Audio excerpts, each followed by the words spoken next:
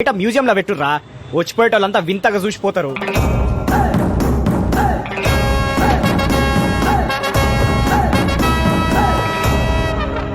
ఏరా అన్నా దీనికి సర్వీసింగ్ చేయలేంగా? చేయలేమన్నా.